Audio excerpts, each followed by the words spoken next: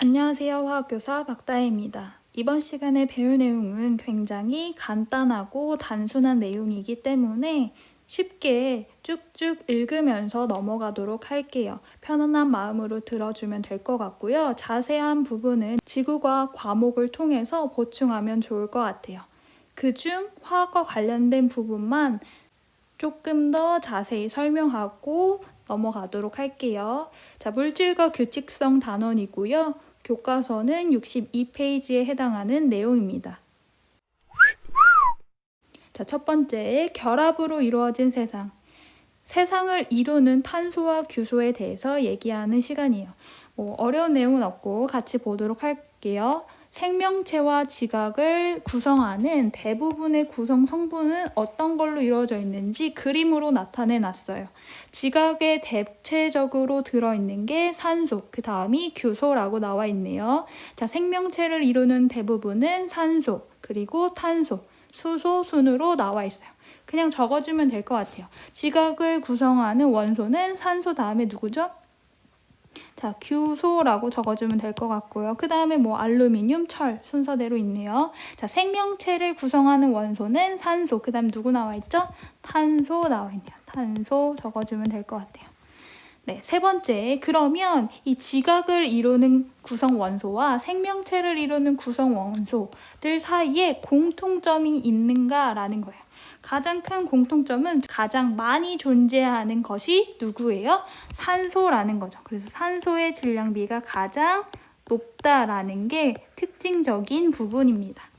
왜 산소가 가장 많을까요? 화살표 뒤에 있는 내용이 중요하겠죠? 다른 원소들과 쉽게 결합에 쓸 수 있기 때문에 여러 가지 다양한 물질을 만들 수 있기 때문이다. 알아두면 될 것 같아요. 그러면 지각을 이루는 것과 생명체를 이루는 구성 원소는 엄밀하게는 다른데 그 차이점은 뭐가 있을까요? 그 차이점에 대해서도 얘기해 볼게요. 그 차이점은 맞아요. 지각을 구성하는 원소는 대부분 가장 많았던 게 누구라고요? 산소, 그리고 규소였어요.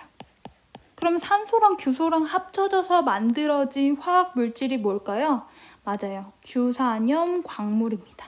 우리 SiO4라고 해가지고 모래나 광물을 주로 이루는 물질들에 대해서 어딘가에서 한 번쯤은 들어본 적이 있을 것 같아요. 그래서 산소, 규소. 그러니까 산소가 가장 많다는 공통점에서 얘기했었잖아요. 그럼 산소 다음에 가장 많은 게 누구예요? 규소구나. 지각은 규소가 많구나. 라는 게 특징이다 정리하면 될 것 같고. 자, 두 번째. 생명체 볼게요. 생명체는 물과 무기염류를 제외하고 우리 인간만 봐도 물이 가장 많았죠? 그 다음에 우리 물 말고 이런 거는 가정 시간에 배운 적 있을 거예요. 탄수화물, 뭐가 3대 영양소 하면서 배웠던 거 있죠. 뭐죠? 탄수화물, 단백질, 그리고 지질입니다. 지방이라고 하지 않고 지질이라고 표현할게요. 자, 지질과 같은 유기물이 대부분이기 때문에 산소 다음에 존재하는 게 누구라는 거예요? 탄소라는 거예요. 탄소. 그래서 지각에 비해 누구의 질량비가 높다? 탄소의 질량비가 높다. 지금 지각에 나와 있는 것 중에 그 어딜 눈 씻고 찾아봐도 탄소에 대한 게 없어요. 이 기타에 들어가 있겠죠. 그런데 생명체는 특별히 탄소에 대한 언급이 있다는 거예요. 그 이유는 탄수화물, 단백질, 지질과 같은 유기물질의 중심이 어떤 원소니까, 탄소니까. 그러니까 정리하면 생명체와 지각을 이루는 원소의 공통점은 가장 많은 원소의 질량비를 갖는 것이 산소다. 그렇지만 지각을 구성하는 원소에서는 산소 말고 두 번째로 높은 건 규소지만 생명체를 이루는 원소는 산소 이외에 두 번째로 높은 원소가 탄소구나 라고 정리하면 될 것 같아요. 자, 화살표 뒤에 정리 부분 볼게요. 지각과 생명체를 구성하는 원소들 중 산소 다음으로 질량비가 많은 원소인 규소, 누구에 대한 얘기죠? 지각에 대한 얘기. 탄소, 누구에 대한 얘기죠? 생명체에 대한 얘기. 이 둘은 모두, 자, 규소와 탄소는 모두 주기율표에서 몇 족 원소죠? 잘했어요. 바로 말했죠. 자, 14족 원소였어요. 14족 원소. 그럼 원자과 전자 몇 개? 잘했어요. 4개입니다. 4개이기 때문에 다양한 원소와 결합을 통해서 여러 가지 광물이나 탄소화합물을 만들 수 있기 때문이다. 원자과 전자 4개. 그때 우리 루이스 전자점식 지난 시간에 배웠잖아요. 표현하면 이렇게 표현이 되겠네요. 그러니까 최대로 결합할 수 있는 개수예요. 우리가 외운 원자 번호 20번 안에서는요. 될까요? 왜? 탄소 다음에 있는 질소부터는 5개의 전자부터는 쌍을 이루게 존재를 했어야 됐죠. 이를테면 이런 식으로요. 됐나요? 결국엔 얘는 비공유 전자쌍으로 남게 되고 얘네들만 결합에 쓰였었어요. 그렇지만 탄소에서는 이 각각이 모두 결합에 쓰일 수 있어요. 공유 전자 할 수 있도록 하나씩만 남아있는 상황이기 때문이죠. 그래서 다양한 결합에 쓰일 수 있구나 받아들이면 좋을 것 같아요. 자, 5번째, 생명체와 지각을 이루는 원소의 기원이 어딘가로 본다면 원시 지구로부터 시작이 될 거예요. 그때 원시 지구를 구성하는 원소의 기원이랑 생명체랑 지각을 구성하는 원소의 기원이랑 어떤 걸 볼 수 있다? 비슷하다, 즉 동일하다라고 생각해주면 될 것 같아요. 동일하다. 자, 2번째, 광물을 이루는 규칙 볼게요. 좋아요. 광물을 이루는 규칙 볼게요. 지각을 이루는 암석의 주요 광물을 조암 광물이라고 불러요.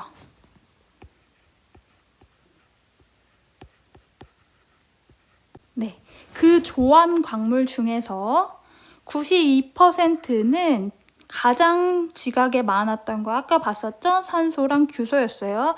얘네들을 주 성분으로 해서 만들어진 화합물, 사장석, 석영, 휘석, 감성석, 운모, 이런 광물들은 우리 흔히 산소와 규소로 이루어진 광물이다. 자, 산소랑 규소 합쳐보면 만들 수 있는 화합물 규산염이죠. 그래서 규산염 광물이라고 불러요.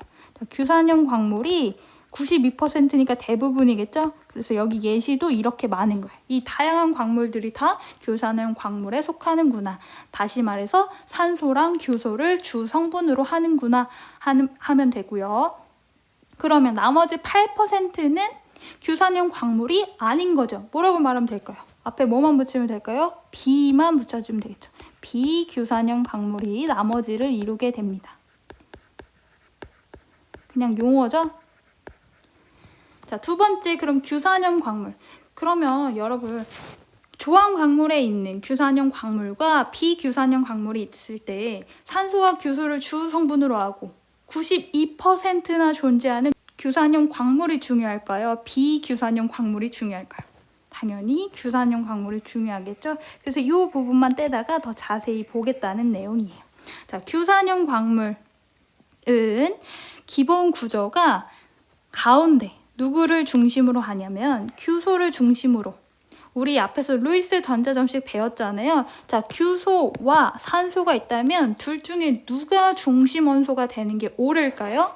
이 경우에는 원자과 전자가 4개 있고 4개 다 공유 결합에 쓰일 수 있는 둘 다 비금속 원소. 이 주변으로 산소가 이런 식으로 존재하게 됩니다. 될까요?